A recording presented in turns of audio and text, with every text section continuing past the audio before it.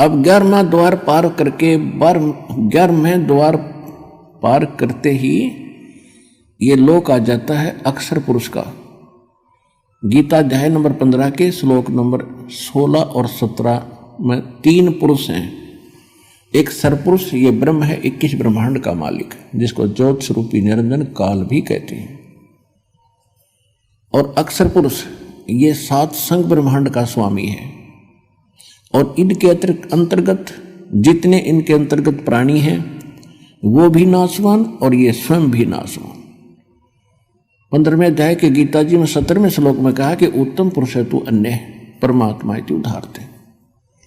उत्तम पुरुष यानी श्रेष्ठ परमात्मा तो इन दोनों से सरपुरुष और अक्षर पुरुष से अलग है, जिसको परमात्मा कहा जाता है। यह लोक धर्म अविषय विवृत्ति अवैश्वर है, जो तीनों लोकों में प्रवेश करके सबका धारण पोषण करता है, यानी कुल का मालिक वासुदेव। वो वासुदेव है, ये श्री कृष्ण वासुदेव नहीं, इसके तो पिता का नाम था वासुदेव। तो तब उस अक्षर पुरुष के लोक को पार करके फिर परमात्मा ने बताया कि जब तुम यहाँ आओगे, यहाँ इसके बहुत लंबा क्षेत्र है, इसके यहाँ से आपने जाना है तो यहाँ आपको इसका वो मिलेगा, विमान मिलेगा, और इसका टैक्स देना है आपने। उस बहर गुफा तक जाने का, 12वें द्वार में प्रवेश करने तक इसका टैक्स देना है। उसका एक मंत्र दूंगा जो इसकी कमाई बनेगी। फिर ये तैयार रखेगा आपके लिए यहाँ एक विमान है, और आपको 7 संग ब्रह्मांडों को पार करके बहर गुफा में छोड़ेगा। उसके बाद एक मंत्र और दिया जाएगा जो सार नाम है, उसकी कमाई से आप यहाँ 27 स्थान पाओगे। तो जो ही परमात्मा वहाँ पहुँचे तो अक्षर पुरुष का सारा स्थान दिखाया। अक्षर पुरुष के पास पहुँचे, वो खड़ा हो गया। वो ऐसा निकम्मा नहीं है जैसा ये काल है, लेकिन वहाँ भी जन्म मृत्यु प्राणियों की बनी रहेगी, लेकिन उनकी आयु बहुत बड़ी है। फिर भी जन्म मृत्यु पशु पक्षी ऐसे ही हैं, लेकिन वो किसी को खाता नहीं, स्वार्थवश दुखी नहीं करता। लेकिन कर्म आधार दंड वहाँ भी पुण्य और पाप, स्वर्ग और नरक दोनों ही बने हुए।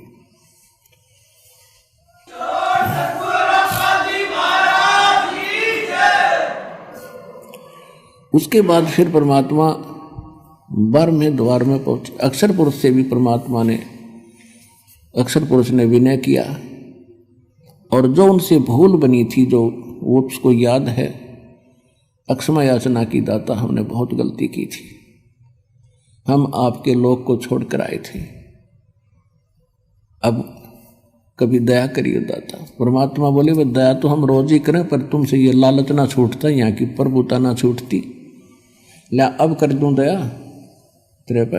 मैं कहूँ ऐसे भक्ति कर। फिर क्या कहता जी, फिर देखेंगे, एक उठाठ दिखे उसने, फिर देखेंगे। सब किसी ने देख ले, जिसने समय पर रोटी मिल रही है, छोटी सी कोई जॉब ठीक हो या व्यवसाय ठीक हो, बाल परिवार ठीक हो, उसको कोई कह दे आजा भक्ति कर ले, नहीं कहा फिर देखेंगे। ये बात गुट्टी लानी है सामने, वह ना छूटती। फिर क्या देखेगा, जब गधा बन जाएगा फिर तो कुम्हार देखेगा, शर्म कड़मा मारेगा लठ। अब देखना तब देख, छोड़ सारी बुराइयों को और कर भक्ति सच्चे नाम की। और यहाँ भी सुखी रहेगा, जब तक तेरा यहाँ संस्कार है तो भी सुखी इसी से रहेगा। नहीं तो आज सब कुछ है तेरे पास, कल मृत्यु हो जा, फिर गधा बन कर घूम रहा होगा। खा का ये जीवन यहाँ का। और इस ज्ञान से यह बात समझ में आवेगी, प्रमाण दिया जाएंगे। भगवान बतावे, राखों देखा वो संत बतावे। अब जैसे आम कहावत होया करती, कोई बात बतावे इधर उधर की, तो उसने यूं कहा करते कि तू कौन सा भगवान तो मिलकर आ रहा है। यानी भगवान से कोई मिलकर आवे तो उसकी बात तो सच्ची मानी उन्होंने भी, कि आप कौन से भगवान तो मिलकर आ रहे हो, इसी दृढ़ कॉन्फिडेंस से कह रहा तू यह बात। तो परमात्मा खुद आए और जो भगवान से मिलकर आए उन्होंने बताई यही बातें। तो शंका नहीं रहनी चाहिए समझदार व्यक्ति को, जो वो ज्ञान बताया जा रहा है और दास उन महापुरुषों का बताया हुआ बता रहा है, तो आपको तुरंत समझ में आना चाहिए। और यहाँ से सिर पर पैर रख लो, सतलोक जाने के लिए डट कर भक्ति करनी चाहिए।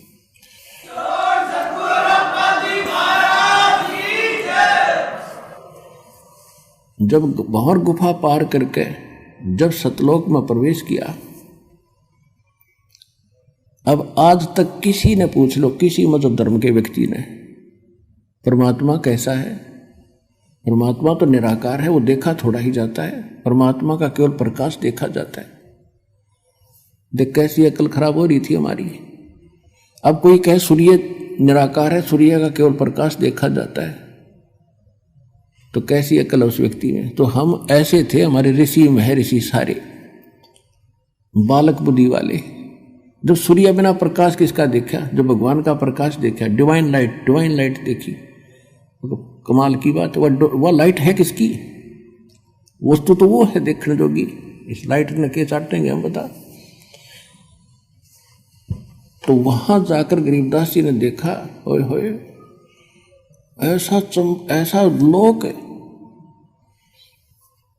हीरे पन्ने, इनके हीरों के पहाड़ हैं, लालों के पहाड़ हैं। जैसे यहाँ पत्थर के पहाड़ हैं, वहाँ हीरे मोतियों के पहाड़ हैं। और सदा बाहर वहाँ के फल फ्रूट, यानी ये फलों के ड्राई फ्रूट जैसे काजू किस्मों सेब ये और फल वगैरह, और सब आहार वहाँ पर सदा बाहर है, कभी अंत नहीं होता। और वहाँ जाने के बाद ऑटोमेटिकली गरीबदास जी की बॉडी का शरीर 16 सूर्य के प्रकाश जितना तेजों में हो गया। अब वो कभी अपनी तरफ देख रहा है कि ये क्या हो गया बाबा जी। परमात्मा बोले, भाई यहाँ आने के बाद हम नए कपड़े पर आया करें, अपने भगता था ये नया कपड़ा है तेरा, वो नकली तेरा नीचे पड़ा है, वो तो 5 तत्व का वैसे गल जाना, रोग से सड़ जाना, दुर्घटना में मर जाता, वो तो कच्चा है बेटा। असली कपड़े यहाँ हम पर आएंगे आकर आपको, ये ऐसा शरीर होगा आपका। अब आगे देखा, जब वहां पहुंच गए 1 सेकंड के अंदर, जहां पर परमात्मा एक गुम्बद के अंदर, बहुत बड़ा गुम्बद जैसे मंदिर नुमा, मंदिर की चोटी थोड़ी ऊंची बनाई जाती है, नहीं ऐसे गोल होता है और बड़े सुंदर, और बीच में परमात्मा एक तख्त पर यानी सिंहासन पर विराजमान है। सिर पे मुकुट है, ऊपर छत्र है, और परमात्मा के एक रोम यानी बाल में करोड़ सूर्य मिला दे, शरीर के बाल में करोड़ सूर्य मिला दे, रोमकूप पर जो रोम उगे होते हैं, और करोड़ चंद्रमा और करोड़ सूर्य की रोशनी एक बाल के तुल भी नहीं है। इतना नूर उस मालिक के पूरी बॉडी का। वहां पर एक चंवर रखा था, नीचे से परमात्मा जो जिंदा महात्मा के रूप में गए थे, वो चंवर उठाया और उस तख्त पर यानी सिंहासन पर बैठे भगवान के ऊपर सत्कार के साथ चंवर करने लगे। अब गरीबदास जी कभी उस सिंहासन पर बैठे भगवान को देख रहे हैं, कभी जिंदा महात्मा के रूप में खड़े उस पर संत को देख रहे हैं जो नीचे से गया था।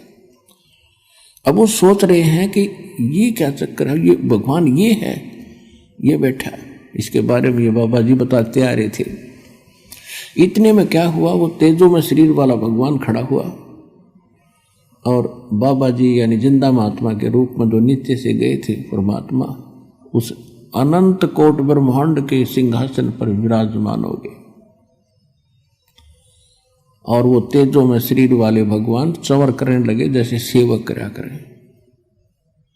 अब गरीबदास जी सोच रहे हैं, ये क्या चक्कर है, बाबा जी भगवान है, बाबा ये भगवान ये है। इतना सोच ही रहे थे कि तेजो में जो शरीर बाहर खड़ा था वो उस जिंदा वाले शरीर में समा गया। अकेले बाबा जी रहे, यानी जिंदा वाला महात्मा वाला रूप, और उनका तेज इतना हो गया, करोड़ सूर्य करोड़ चंद्रमा मिला दे एक रोम का।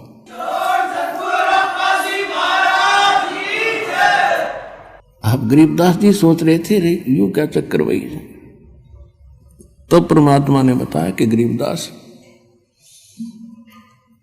हम ही वो परमात्मा है।